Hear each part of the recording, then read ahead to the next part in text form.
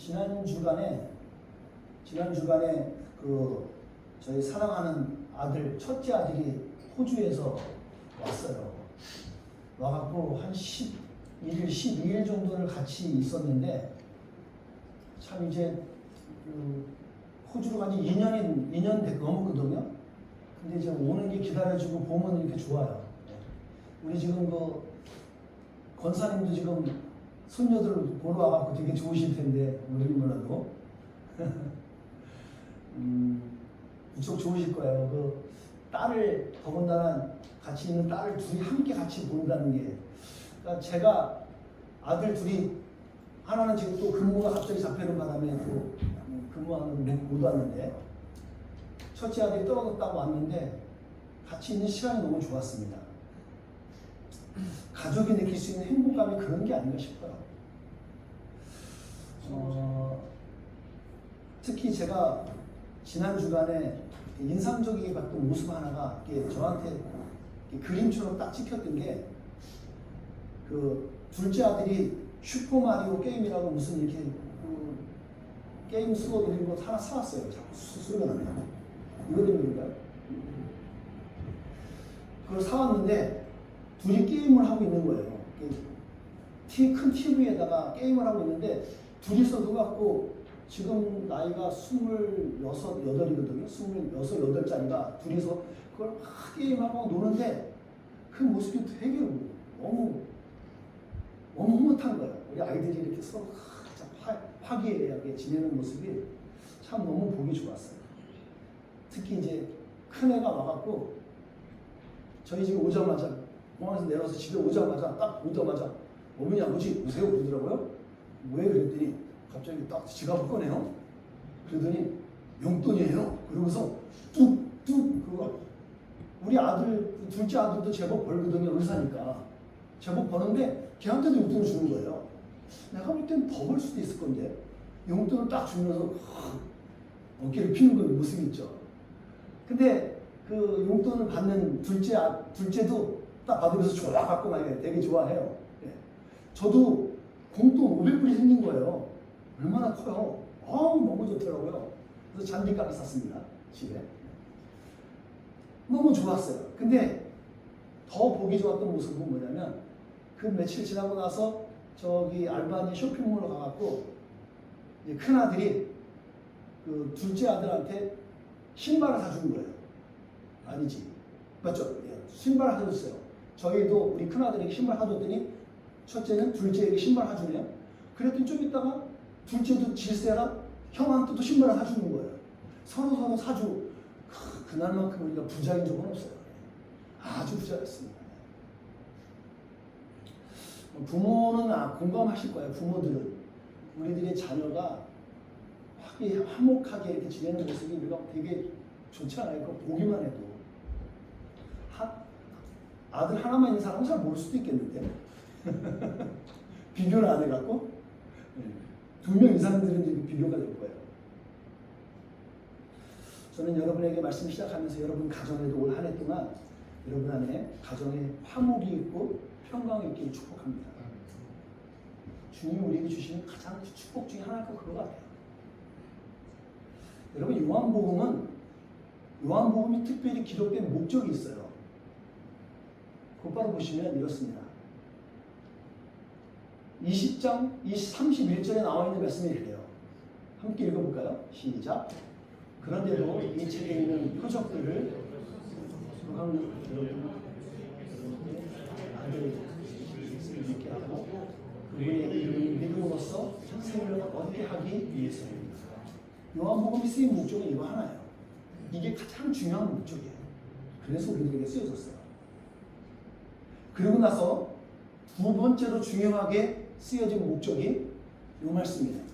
내가 이것을 너희에게 말하는 것은 너희가 내 안에서 평안을 얻게 하려는 거예요. 그러니까 하나님의 말씀이, 성경 말씀을 여러분 접하시면 평안을 얻게 돼요. 이 세상에서 너희가 고난을 당할 거예요. 어려움들이 있다고요. 그런데 담대하래요. 왜? 세상을 예수님께서 이기셨거든요. 우린 이긴 게임을 하고 있는 거예요. 그러고 나서 주님께서 새 계명을 우리들에게 주셨다는 거예요. 새로운 계명이에요. 뉴 커버넌트요. 새로운 계명을 줬어요. 그렇다면 옛 계명도 있다는 얘기입니다. 옛 계명도 있고 새 계명을 줬다는 건 옛날에 계명이 있어요. 그 옛날에 계명이 뭐였어요? 그 계명이 하나님 사랑하고 이웃 사랑은 10계명의 요약판이에요. 10계명이 요약을 하면 하나님 사랑, 이웃 사랑이에요. 아주 핵심적인 거예요. 그게 옛 계명이에요. 10계명이에요. 근데 예수님께서 이제 돌아가시기 얼마 전에 새 계명을 우리에게 주는데 뭐라고요? Love each other. 너희들 서로 사랑해. 서로 사랑하는 거예요. 그게 어떻게 언제 주어지냐면 여러분들이 알고 있는 그 요한복음 15장 17절에 보게 되면 포도나무 비유가 있어요. 너희는 포도나무도 내가 포도나무고 너희는 포도나무 가지야. 가지가 살려면 열매를 맺으려면 가지에 나무에 딱 붙어 있어야 된다고 얘기해요. 그리고 나서 15장 후반부에 가게 되면 예수님께서 말씀하시는 게 뭐냐면 여러 말을 내가 했던 이유가 있는데 내가 했던 이유가 뭐냐면 너희들 서로 사랑하게 하기 위해서 내가 이렇게 말한 거야 라는 거예요. 그러니까 여러분과 제가 예수님 안에서 하나 되고 붙어 있잖아요. 그러면 우리는 하나 자연스럽게 해야 될 일이 있는데 서로 사랑하는 일이에요. 그리스도 안에서 서로 사랑하는 게 우리들에게 마치 듀티처럼 주어진 거예요. 가룟 유다에게 예수님께서 배반당해서 팔리시기 얼마 전에 이 이야기들을 지금 우리가 읽은 거예요. 얼마 전. 좀 있으면 예수님은 이제 배반당해서 어려움을 당하시게 되는 거죠. 그러니까 예수님이 그렇게 죽기 얼마 전에 유언처럼 마치 유언처럼 마지막 말처럼 남긴 게 뭐예요? 너희들 서로 사랑해. 너희들 서로 사랑하고 살아. 초대교회 당시에 칭찬받았던 교회가 여러분 많지 않습니다. 3개 교회밖에 없어요. 성경 공식적인 사리에서 나타나는 3개 교회가 있는데 요한계시록에 나타난 빌라델피아 교회 하나하고 그 다음에 서문학 교회가 2가지 교회가 칭찬을 받아요. 그리고 또 한 교회가 있는데 데살로니가 교회가 칭찬을 받아요. 근데 이 교회들이 공통점이 뭐였냐면 전부 다 어려웠던 교회예요. 무척 어려웠어요. 제가 성지순례를 다녀왔는데 빌라델피아 교회 흔적도 없고요. 서문학 교회도 흔적이 없어요. 제가 왜 그랬을까 묵상해 봤어요. 너무 신앙을 철저하게 지키느라고 아마 모순의권에 철저하게 밟혀서 없어졌을 것 같아요. 철저하게 믿음을 지켰던 교회들이었어요. 오직했으면 사도 요한이 칭찬해줬던 교회예요. 그리고 나서 데살로니가 교회도 마찬가지로 어려웠던 교회였습니다. 그런데 또 하나 이들이 공통점이 뭔가 찾아봤더니 이 교회들이 서로 사랑을 실천했던 모범적인 교회였어요. 아주 실천적으로 사랑을 했어요. 저는 이렇게 모범적인 교회의 모습들을 저는 저희 교회에서 나름 프라우드하게 저는 감사해요. 우리 교회에 이 모습들이 있어서 저는 감사해요. 지금 뭐 한국에 나가느라고 많은 사람이 지금 빈자리가 있겠지만 우리 교회들 안에서 보여지는 모습들이 있는데 나름의 앞으로 지금 뒤에 열거할 말씀들을 우리는 제법 나름대로 우리는 밟아 나가게 돼요. 우리 교회에 자부심을 가져도 되는 게 뭐냐면 이런 모습들이 우리에게 교회에 나타나기 때문이에요. 칭찬받는 교회들이 나타나는 모습이 있는데 첫 번째가 서로 우애하고 존경할 수 있다는 거예요. 서로 우애하고 존경해요. 형제 자매, 형제가 자매가 서로 간에 우애하는 거예요. 이거 우애한다는 건 뭐냐면 순수한 애정을 갖고 사랑하는 거예요. 그러니까 중요한 건 존경할 수 있어야 돼요. 제가 지난주에 우리 칼럼에서도 썼었지만 부부간에서도 여러분 존중하는 게 무척 중요해요. 가장 우선순위로 여러분 존중해야 될 사람이 배우자예요. 동의하시나요? 근데 가장 잘해야 될 사람한테 우리가 루드할 때가 너무 많아요. 가장 그분을 배려할 수 있어야 돼요. 존경해야 된다고요. 존중할 수 있어야 되고요. 근데 그게 교회 안에서 이루어지는 거예요. 저는 우리 교회에서 아마함리 여러분들을 오른손이 하는 왼손이 모르게 하는 여러분들이 몇몇 분 이렇게 나타나는 경우들이 있어요. 서로 존중할 줄 알아요. 나이가 어리다고 함부로 대하지 않고 존중할 수 있는 모습들이요. 여러분, 저는 그게 하나님께서 기뻐할 수 있는 교회 같아요. 두 번째가 서로 무난할 수 있어야 돼요. 서로 인사할 수 있는 거예요. 안부를 서로 물어볼 수 있어야죠. 베드로전서 5장 14절의 말씀 이런 거예요. 베드로 사도가 공동체 가운데 이러는 거예요. 여러분도 만날 때마다 그리스도의 사랑으로 서로 무난하십시오 그러는 거예요. 여러분 무난하셔야 돼요. 인사 나누시고 잘 지냈어요? 한 주간에 뭐가 좀 여기 있으면 전화하셔갖고 뭔 일 있어요? 이렇게 알려주고 나눌 수 있어야 돼요. 그게 온전한 교회의 모습이고 칭찬받는 교회의 모습이에요. 세 번째 칭찬받는 교회는 서로 돌아보아 사랑과 선행을 격려할 수 있는 일이에요. 여러분 서로 돌아보시는 거예요. 같은 말이죠. 무난하는 말이 서로 테이크케어하는 거예요. 여러분 돌봐 주셔야 돼요. 그게 하나님께서 기뻐하시는 교회의 공동체 모습이에요. 근데 서로 돌보려면 우리 안에 따라야 될 게 뭐냐면 사랑과 선행을 격려하는 거예요. 사랑하는 거, 서로 인카징 해주는 거를 여러분 그걸 격려해 줘야 돼요. 북돋아 줘야 돼요. 잘하고 있어, 잘하고 있어. 칭찬해 주는 거예요. 그런 교회, 저는 우리 교회에 그런 모습들이 있어요. 저에게 칭찬해 주는 분도 있고 여러분 서로 칭찬해 주는 모습이 있다. 오늘은 설교 제가 길게 안 하려고 노력을 엄청 했어요. 빨리빨리 펼쳐나갈 거예요. 네 번째는 서로 용납할 수 있어요. 근데 이게 좀 어려워요. 우리가 서로를 누군가를 용납하는 것. 뭐 가장 비근한 예로 부부간에서 배우자를 용납할 수 있는 부분들 우리가 참 어려워요. 막 싸우잖아요. 용납할 수 있어야 돼요.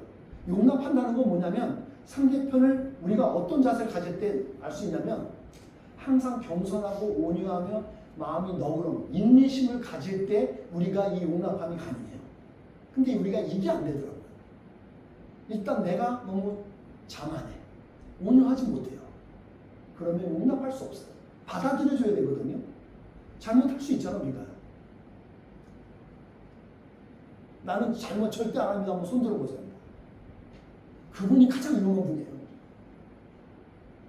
근데 내가 연약합니다 라고 인정할 수 있는 분들, 그분들이 진짜 서로 용납할 수 있는 사람일 겁니다. 마지막으로 여러분들 서로 섬길 수 있는 사람이에요. 개혁성경에 이건 이렇게 나왔더라고요. 서로 종로로 살 수 있다더라고요. 종로로서는 약간 너무 오버한 것 같고 서로 섬기는 거예요. 섬길 수 있어야 돼요. 제가 참 우리 선한이의 교회 여러분 공동체 가운데 감사하는 건 뭐냐면 이런 섬김의 모습들이 있어요. 제가 그래서 큰 교회 부럽지 않아요. 큰 뭐예요? 드립다 싸우고 맨날 갈등하고 막 질투하고 저는 그런 모습 보느니 차라리 괜찮아. 우리 교회에서는 이 5가지가 안 되는 사람들은 자연스럽게 교회에 나가더라고요. 왜? 나타나지 않으니까 자기께 주장되어지지 않으니까. 우리는 지금 남아있는 분들이 이게 되는 분들이 남아있는 거예요. 겸손할 수 있어요. 용납할 수 있어요. 기다려줄 수 있어요. 인내할 수 있어요. 그리고 누군가를 섬겨줄 수 있는 거예요. 저는 이런 교회가 하나님께 칭찬받는 교회의 모습인 것 같습니다. 이런 사랑이 능력으로 나타나는 것은요. 왜 능력으로 나타날 수 있냐면 이런 사랑이 허다한 죄를 덮어주기 때문이에요. 성경 말씀에 그런 게 있죠. 사랑은 하나님께 속한 것이니 사랑하는 자는 하나님께로부터 나서 하나님을 알고 라고 나와 있어요. 하나님께로서 나와. 사랑은 하나님께로부터 나온 거예요. 하나님은 사랑이시거든요. 사랑의 근본이신 그분이 우리에게 임하게 되면 이것이 우리에게 자연스럽게 나타난다는 거예요.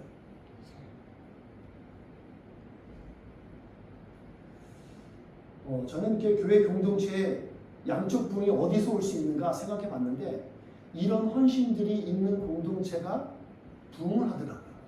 여러분 올 한해 우리 선한교회도 이제 양쪽 부흥을 이제 꿈꿔보자고요. 이러기 위해서는 여러분들 헌신이 필요해요. 이런 헌신들이 여러분 가운데 좀 더 이제 표출되어 나타날 때 이렇게 우리가 보여줄 수 있는 거예요. 하나님께서 선물로 주시는 거죠. 저는 우리가 얼마만큼 사랑해야 될지 몇 주 전에도 제가 설교했듯이 얼마만큼 우리가 사랑해야 될까? 그건 답은 하나예요. 받은 은혜만큼, 우리에게 주어진 은사만큼 하시면 돼요. 여러분 이거 벗어나지 마세요. 나에게 없는 달란트 갖고 억지로 노력해서 스트레스 받지 마시고 나에게 주신 은사대로 은혜대로 하시면 돼요. 예수님께 받은 사랑만큼이요. 오늘 우리가 읽었던 13장 34절에 이런 말씀이 나와요. 34절에 이렇게 말하죠. 내가 너희에게 새 계명을 준다. 서로 사랑하여라. 그리고 말씀하시는 게 뭐예요? 내가 너희를 사랑한 것 같이요. 이게 빠지면 안 돼요. 요 사랑이 빠진 사람들이 문제를 일으키고 어려워하고 시험에 드는 거예요. 예수님께서 나를 사랑하신 것만큼 내가 받은 것만큼 여러분 하시면 돼요. 여러분 우리가 그 십자가 사랑으로 인해서 구원받은 그 구원의 기쁨이 감격이 있을 때 우리가 현신을 하는 거예요. 그때 하세요.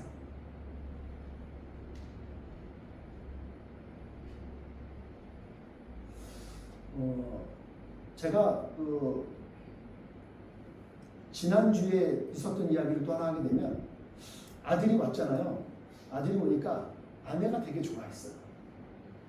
당연한 거죠. 뭐 부모들 마음 그렇죠. 아들이 딱 왔어.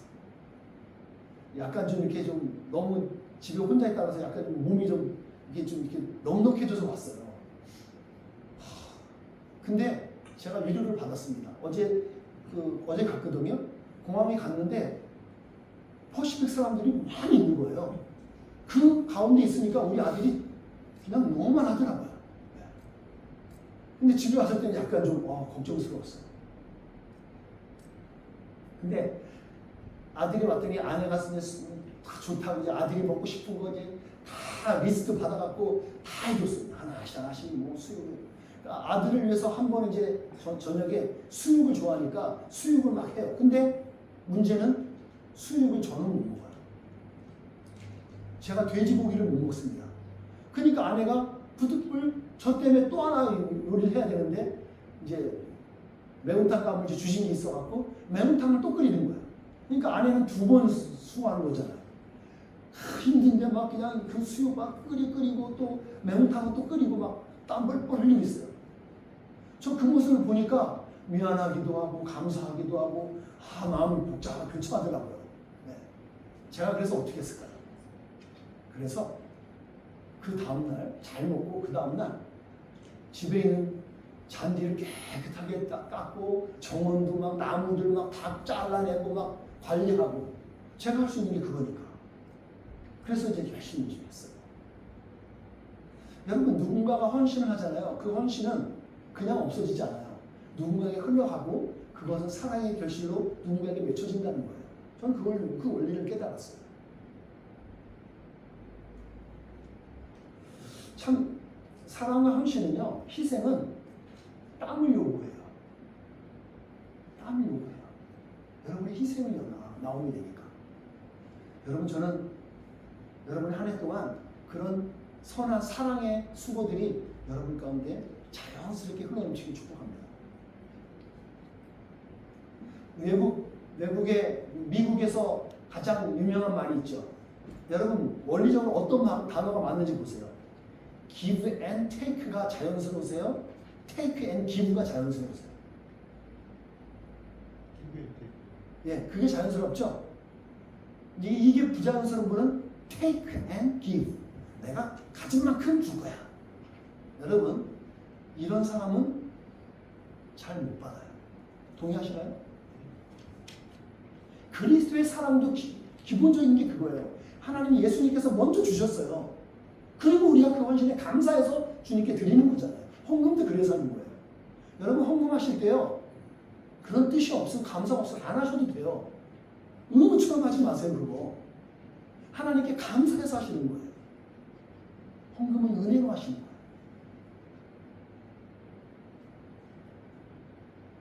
되게 합리적인 거죠. 성경적인 원리도 마찬가지예요. 성경적인 원리가요. 고린도후서 9장 6절에 가시면 되면 헌금의 기본 원칙이 나오는데 심은 대로 거두는 거예요. 너희가 심은 대로 거두는 거예요. 고구마를 감자를 심으면 심은 대로 거두는 거예요. 그게 성경적인 원리가 그래요. 여러분이 만약에 이 성경 말씀이 좀 사도 바울이 우리에게 잘 표현해 주는 거죠. 자기 육체의 욕망대로 심는 사람은 육체로부터 썩을 것을 거둘 것이라는 거예요. 근데 성령의 뜻을 따라서 심는 사람은 성령으로부터 영원한 생명을 거둘 것이라는 거예요. 이게 영적인 원리예요. 여러분이 심은 대로 거둬요. 여러분 무엇을 심으시겠어요?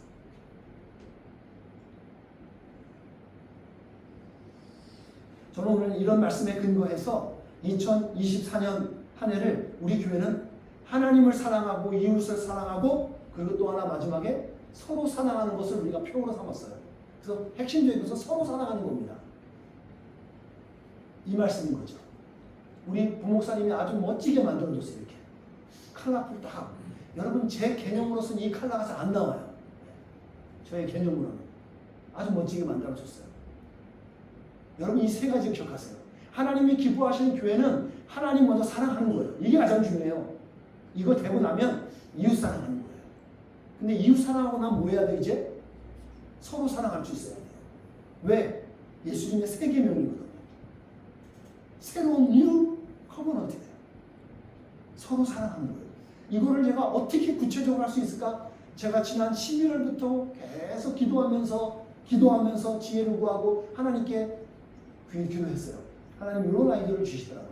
여러분 하나님 사랑할 때요. 이 세 가지를 여러분 기억해 주세요. 여러분이 하나님을 사랑하신다면 이 세 가지를 여러분 한 해 동안 집중해 보세요. 예배의 삶을 사세요. 여러분의 삶 자체를 예배로 사세요. 가능하다면 여러분 가족, 교회 안에서 가족이 교회가 아닙니다. 가정 안에서 예배를 한번 정기적인 예배를 한번 드려보십시오. 우리 목장 모임은 우리가 가족이 있으니까 그걸로 되는데 여러분 가족끼리 한번 예배를 드려보십시오. 그래서 중요한 건 성수주일 여러분 꼭 기억하셔서 주일만큼은 특별한 일 아닌 곳에는 성수주일 하세요.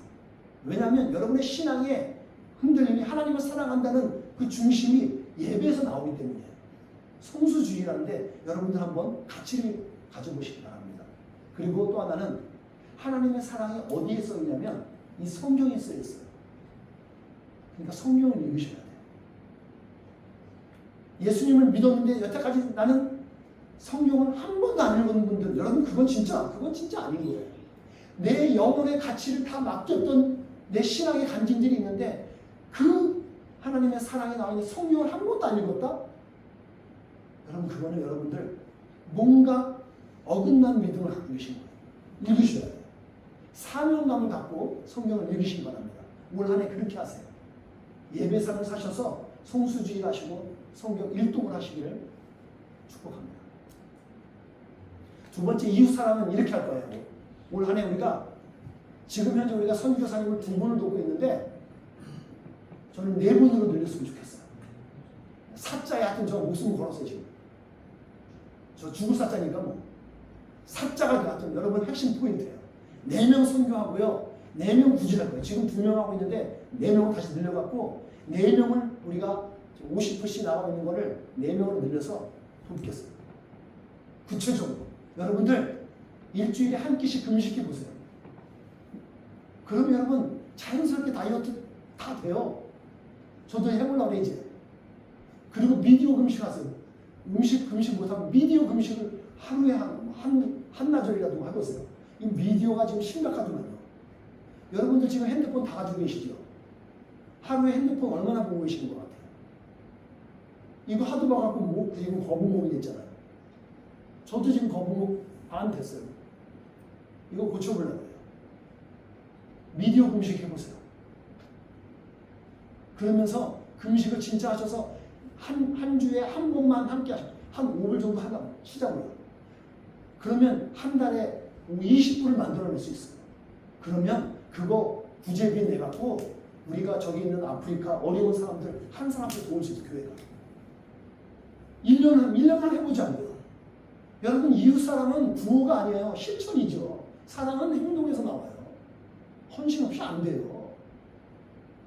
그리고 저는 4명 전도라는 말이 뭐냐면 우리 한 명이 4명 전도하는 그런 뜻이 아니라 저는 우리 교회 차원에서 영원권에서 제자 삼는 게 우리 교회 사명이잖아요.